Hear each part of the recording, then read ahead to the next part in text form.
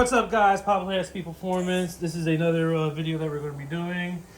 Showing you a engine that we actually built 2 years ago. Customer was complaining that he was actually leaking coolant from the back here of the engine.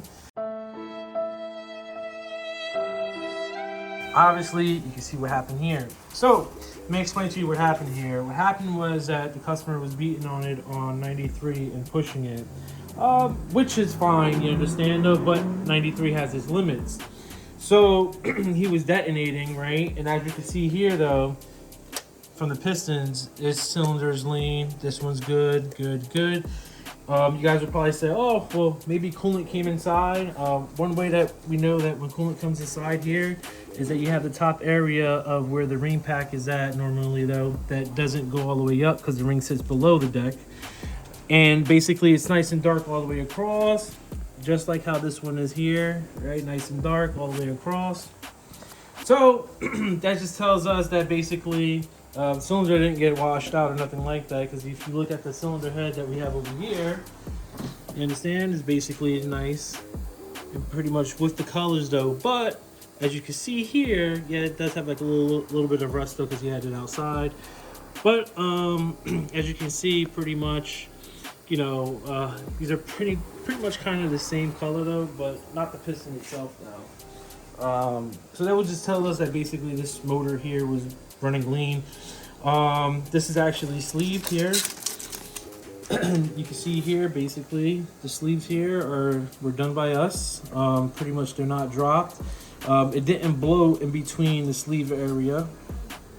It blew the head gasket on top here. So what does this mean is basically that, you know, the gasket itself, when the head lifted, created, when the head lifted just a little bit though, what ended up happening was that, you know, exhaust gas pretty much went through here and just kind of like torched it, you know. Normally, sometimes we see one on the bottom here though, but since it's sleeved, the sleeve basically takes up the heat and dissipates it out though to the aluminum.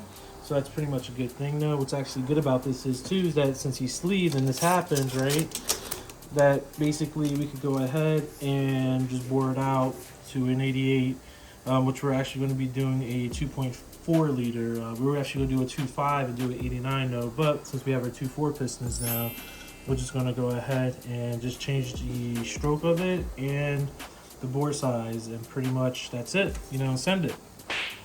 So tallying up on this here, you can see that the finish is still there, you know, for a motor that has about 30,000 miles on it. And on top of that, you know, it has our head studs in here. Obviously we're going to be replacing the head studs and stuff like that. You know, a lot of people ask on these studs here, can you reuse them in a case of a situation like this?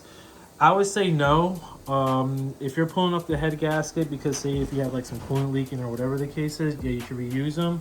I know we do say like a one-time use though. Also, we've been playing around with the torquing on them though, actually torquing them to 100 foot-pounds now, and we've seen a great success with them though. But at that point, when you're doing 100 foot-pounds on the head studs, pretty much you can't not reuse it at all. But we've seen a large amount of clamp load on it versus an L19 and a H11 and stuff like that when we torque it to 100 foot-pounds.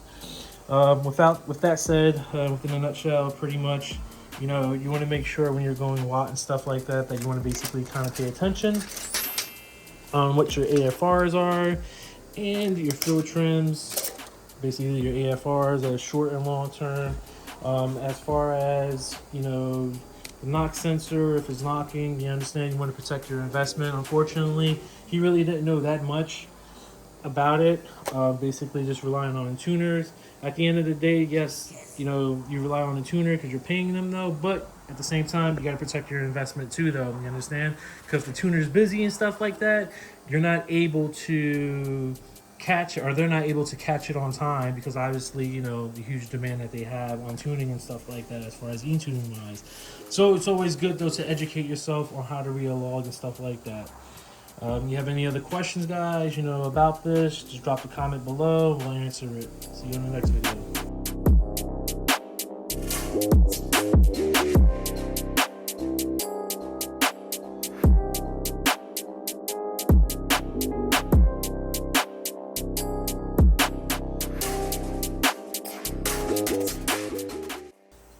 looks like that. What? Look at that. That shit I know, looks but nice. the other one now. It's alright. We upgraded. We forgot to record a cinematic. Alright, go ahead. Hey guys, what's up? One more thing I forgot to do. Hey guys, what's up? One more thing I forgot to say. Pretty much I'm going to show you guys how the Pistons look though. Because a lot of people ask questions on the reliability of the mollies and blah, blah, blah, blah. So this is the H13 pin that we have here, the material. You can see here the piston and wall clearance was set properly though. There's no scratches or anything like that, right? That's on this cylinder here, which is 1. And we go down to the next cylinder, which is 2. Which you can see here too, you know, the wrist pin is good. You know, what we look at is basically the around the ringland area to actually see if there's any scar marks and stuff like that, of any signs of detonation. When we pull them apart though, to help a customer out with the warranty process. But pretty much this is all good, you know. One more thing too. The note, when you do lean out too, I forgot to mention though, you do lose your ring tension on it. This gap is pretty much bigger, which is called your free gap though. Obviously that's what applies the pressure on here, so when you lean out the ring gets hot and obviously stays into the form of whatever the bore size is on there. Normally, you know, the ring is like a spring, you understand? It just applies the pressure going outwards though. But on this one here though, it did have a little bit of detonation marks around the top land area here. But obviously what we do, we look at the bearing here to make sure that the bearing was good, right? Which is not bad for a motor with 30,000 miles on it. But what I'm going to do is actually pull these out and flip the motor around to show you the mains.